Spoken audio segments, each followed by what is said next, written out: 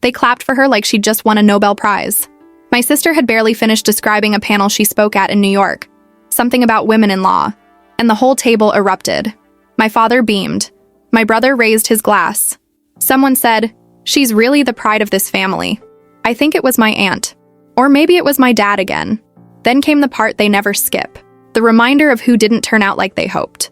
And Melissa, well, my father said, chuckling softly, she's always had more creative pursuits. Polite laughter. My brother smiled like it was harmless. My cousin leaned in. Didn't she open a little shop or something? Like homemade cards or candles? More laughter. Someone whispered, still figuring herself out. Even my sister smirked and sipped her wine. They didn't ask how I was. They never do. Not since I chose something outside of their blueprint. I didn't correct them. I didn't list the clients, the contracts, the growth. I didn't tell them I'd made more in the last year than both of my siblings combined. Instead, I lifted my glass and my sleeve. That's when my father saw it. The Rolex, the one he once promised me, the one that vanished after my mother died, the one he sold, quietly, when money got tight. He recognized it the second it caught the light, and in that moment, he knew exactly what I had done, and what he had done before me. My name is Melissa. I'm 34, and I stopped needing their permission to exist. If you believe silence can speak louder than words, subscribe to Revenge with Suzi. It helps me reach more people and keeps me going to bring you more stories like this. And tell me in the comments, would you have done anything differently? I used to think my father was a man of plans. Everything had a blueprint. Who we'd become, what we'd study, how we'd speak, dress, marry, live. It wasn't just guidance, it was architecture. And my sister fit perfectly into his design. She was the first to speak like him, the first to absorb his values, to nod when he talked about legacy, appearances, power. Law school was his idea, but she made it look like hers. They always called her his mirror, and he liked the reflection. My brother Daniel didn't mirror much. He was quieter, more agreeable. He took up space gently, just enough to not be forgotten, but never enough to be blamed. He repeated our father's phrases without thinking. He laughed at the jokes, toasted at the toasts, never questioned the script. Then there was me. I was the child who stayed too long in her room, the one who filled notebooks instead of resumes, the one who cried when they mocked artists on TV and who left the dinner table when politics came up. My mother used to say, "That sensitivity is your strength. Don't let them call it a flaw." But when she died, that voice vanished from the room, and mine didn't stand a chance. At 13, I wanted to be a writer. At 15, I was told that was cute. At 18, I was told that was over. At 21, I was told I was wasting time. You can't live on dreams, Melissa. Your sister chose stability. You should learn. I remember once, a moment so small it shouldn't still live in my bones.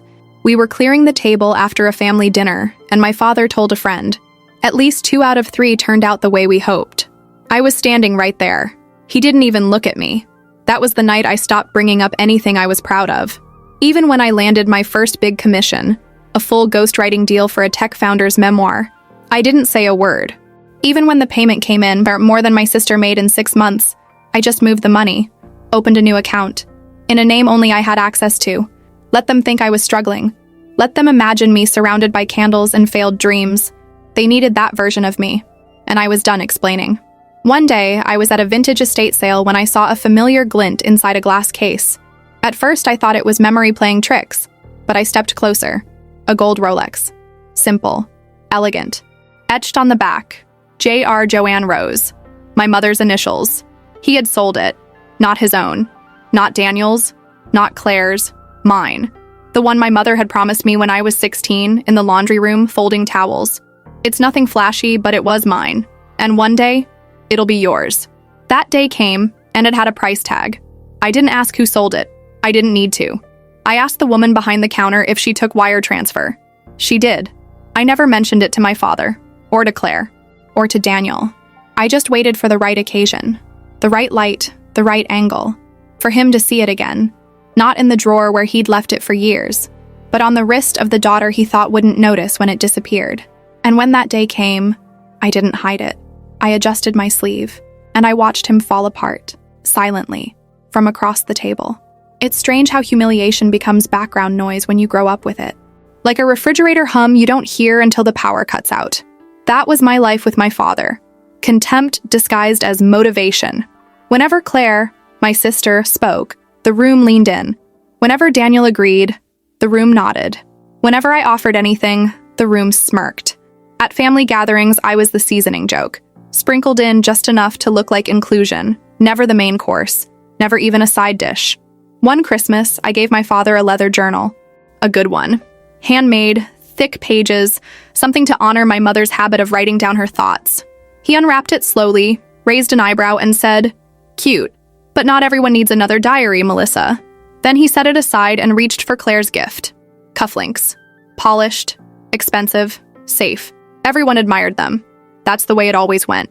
My choices were indulgent, impractical, wasteful. Hers were correct. Daniel's were acceptable. And the older I got, the louder that hum became.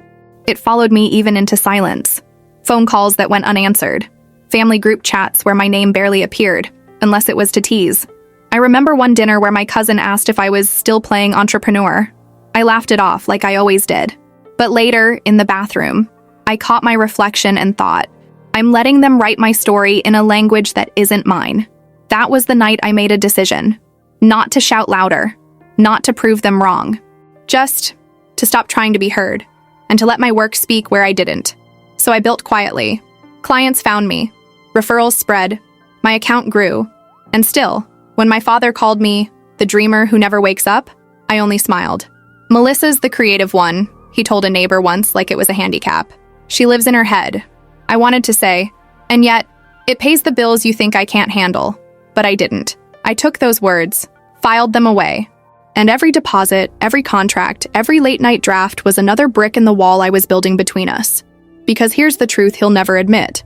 For all his talk of control and appearances, he never learned what to do with silence. He filled it with contempt, and I filled it with choice. The Rolex rested in its box during those years, hidden in my drawer, waiting. I'd sometimes take it out, run my thumb over the engraving, and remember my mother's voice. It'll be yours when you're ready. Not when he decided, not when the family approved. When I was ready, and I was getting there. By the time Daniel's engagement dinner came, I already knew. The watch wasn't just jewelry, it was a reminder, not of what I lost, but of what I reclaimed. So when they laughed at me that night, when the whispers circled again, when the cousin made his tired jokes, when even Claire's smirk carried a little pity, I let it happen. Because I knew what they didn't. I knew what sat cool and heavy on my wrist, under my sleeve. And silence had never felt so close to power. There's something performative about every family dinner in my house. The plates, the napkins, the assigned seats, all carefully curated like a stage set. And like any good play, everyone had their lines. Claire, poised, articulate, effortlessly admirable. Daniel, agreeable, safe, softly spoken. My father, conductor, director, and lead actor all at once. And me? I was the side character with no dialogue, just facial expressions and exits. Daniel's engagement dinner wasn't different. If anything, it was the perfect production. The table was larger, the floral arrangements more expensive, the laughter rehearsed. I sat between my cousin Andrew and a woman I barely remembered being related to. The placement wasn't accidental. I wasn't next to Claire, or Daniel, or my father. Just tucked in quietly, like an afterthought. Claire arrived late, glowing of course, and immediately commanded the room. She wore a soft blue dress, like the kind you'd see in courtroom sketches of high-powered attorneys. Everyone greeted her with the same sentence, "You're doing amazing things." She smiled modestly, like a pageant winner who's been trained to make success look humble. When she complimented Daniel's fiancé, the girl beamed like she'd been knighted. And my father, already 3 sips into his favorite scotch, raised his glass and said, "I have to say, watching Claire and Daniel find their paths, it gives me peace. They're everything we hoped for." A pause. Then, 2 out of 3's not bad, right? The table laughed. I didn't. Neither did the waiter, who stood behind me holding the wine bottle, unsure if he should pour or pretend he hadn't heard. I smiled, not because it was funny, but because it was expected. Melissa, the good sport. Melissa, who doesn't take things personally. Melissa, the family's harmless disappointment. My cousin Andrew leaned over and whispered, "You're lucky, though. No pressure. You can just be." As if invisibility was a luxury. As if being ignored was freedom. I excused myself to the restroom before dessert, Not because I was upset, but because I needed the mirror to check that the Rolex was still there, still mine, still waiting. I thought about removing it just for a moment, but no, let it stay, let it catch the light. When I returned, Claire was telling a story about her firm being featured in some magazine. My father leaned forward, fully engaged, like she was revealing state secrets. He interrupted only to add, "I always knew you had the discipline, the focus. Not everyone has that." His eyes flicked toward me at, "Not everyone," like punctuation. That was the moment I took a long sip of my water, placed the glass down slowly, and adjusted my sleeve. The watch slid into view. Gold. Silent. Undeniable. Claire's voice stuttered for half a second. My father blinked. Once. Then again. His fork froze halfway to his mouth. He didn't speak. Didn't blink a third time. I saw it register. Recognition. And with it, guilt, fear, loss of control. Daniel kept talking, oblivious. The others laughed at something unrelated. But for my father and me, the dinner shifted. The script broke, and he had no more lines.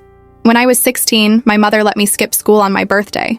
She said she wasn't feeling well and didn't want to be alone, so we stayed home and baked a cake from a box. That afternoon, while the cake cooled on the counter, she pulled a small velvet box from the back of the silverware drawer. "Your father thinks sentiment is useless," she whispered.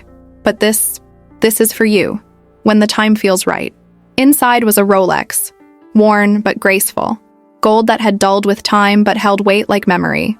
The back was engraved, JR. She tapped the initials gently. "I wore it the day you were born." I thought, maybe one day you'd wear it for something that matters to you. I didn't ask where she got it, or how much it cost, or why she kept it hidden. I just remember the warmth of her hand on mine, and the way she looked at me, not with pride, but with recognition. As if she saw me already becoming someone she could trust with something irreplaceable. After she died, the watch disappeared. I asked once, casually, and my father said, "I think Daniel has his." Claire's was her mother's locket. Yours? I don't know. Maybe it got misplaced. Misplaced. Later, I overheard him say to Claire, "Some things are wasted on people who don't understand their value." He didn't use my name. He never needed to. That was the beginning of my quiet unbuilding. I stopped sharing, stopped reaching. I started stacking things no one could touch.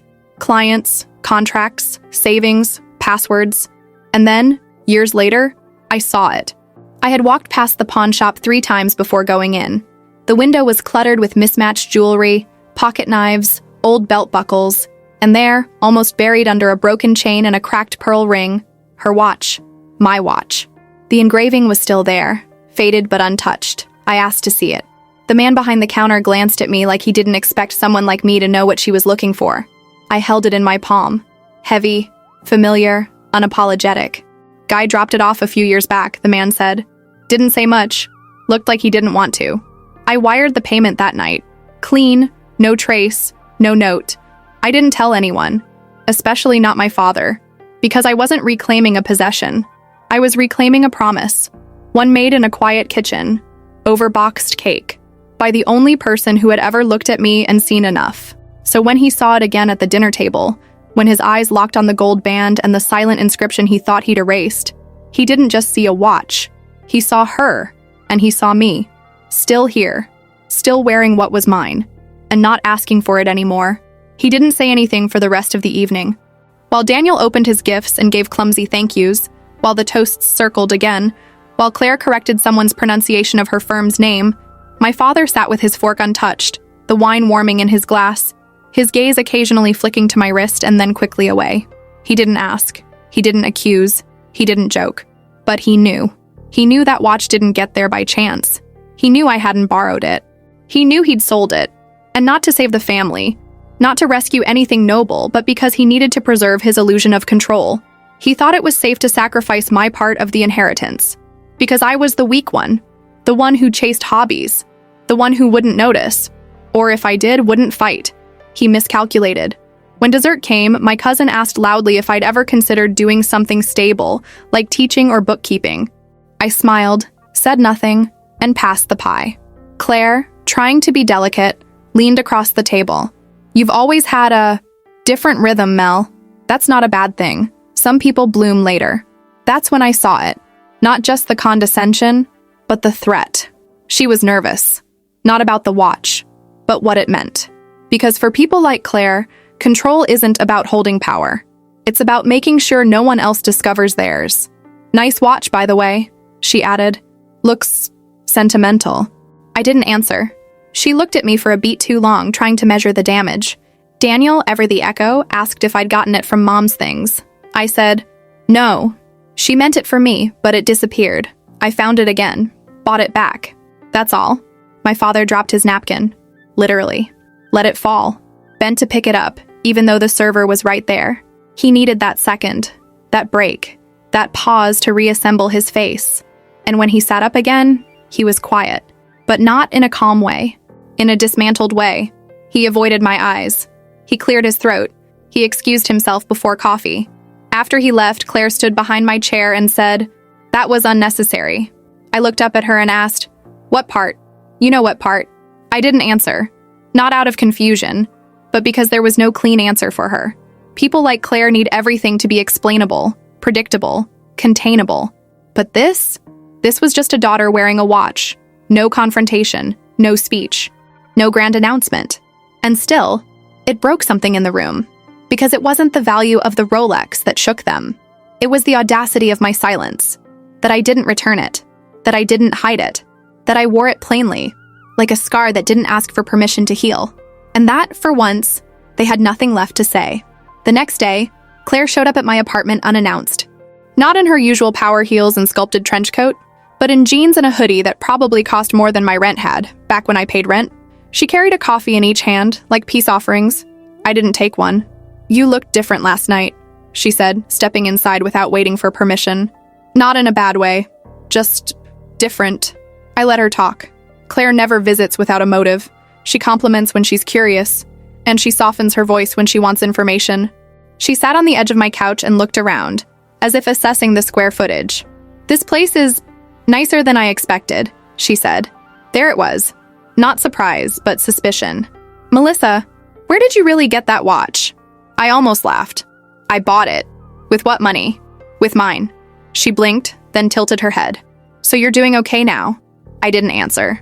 Because okay wasn't the point. She didn't care if I was eating or sleeping well. She wanted to know if I had gotten out. Out of the box, she and my father had taped shut and labeled underachiever. "You know," she started again, "Dad was really quiet after you left. That's rare. You kind of rattled him. Kind of. Like I'd accidentally knocked a vase off a shelf. Not like I had shown up wearing the one thing he thought was buried. He told me once," Claire continued, "that Mom had planned to give each of us something special. And that he couldn't keep yours because, well, you weren't like us. You didn't seem to care about things." I stared at her. "So he sold it?" She hesitated. "He didn't frame it that way. He said it would have been wasted." Wasted. That word again. Like love. Like loyalty. Like legacy. "Funny," I said. "He didn't sell yours. Mine wasn't worth as much." And there it was. The quiet confession. The crack in the marble. Claire stood up, brushed non-existent lint from her sleeve. "You're not planning to tell people, right?" "Tell them what?" "You know what."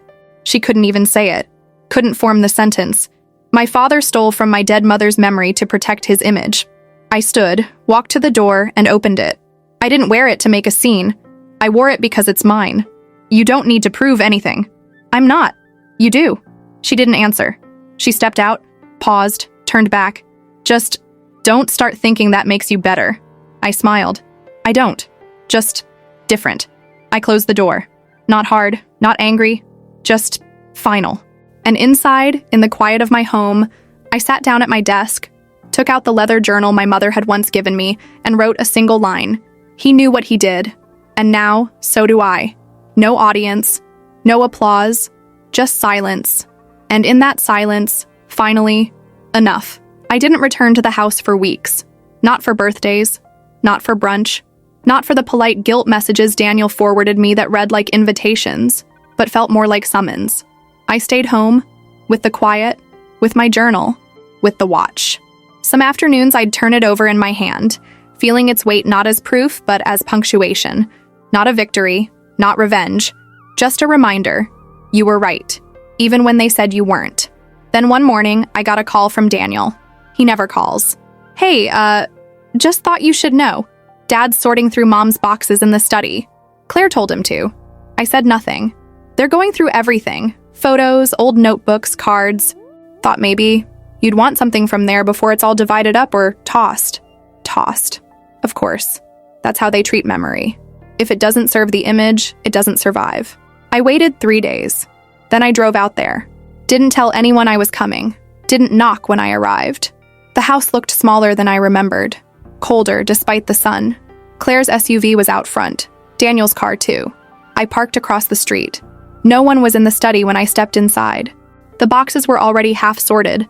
Some marked keep, others donate, one marked unclear. I didn't ask for permission. I just opened the nearest lid. Old recipe cards in my mother's handwriting. The smell of lavender and dust. Photos of us as children. Daniel with a frog, Claire with a ribbon, me holding a sketchbook and a sun hat far too big for my head. At the bottom, wrapped in a faded scarf, I found a sealed envelope with my name. Just Melissa. Inside, 1 page, handwritten in slanted loops. If you're reading this, it means you didn't give up. Not on them. On yourself. I knew it would be hardest for you. You see too much. You feel too deeply. That makes you powerful, and it makes you lonely.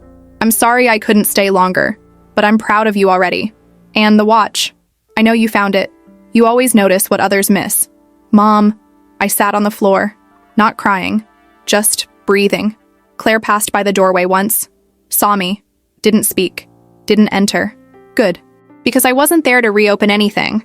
I wasn't there to fight for boxes or memories or heirlooms. I'd already taken back what mattered. I folded the letter, put it in my bag, stood up, walked out. I haven't been back since, and I don't plan to. Sometimes I see missed calls, a family group message, a comment from a cousin on something I wrote under a pseudonym, but I don't reply. Not because I'm angry, but because they don't get to narrate me anymore. They took what was mine. I reclaimed it. Not by force, not by revenge, by refusal. Refusal to stay small. Refusal to ask for what was already mine. And now, I still wear the watch. But I don't check the time. Because silence, when it's chosen, doesn't tick. It holds. And that's been enough.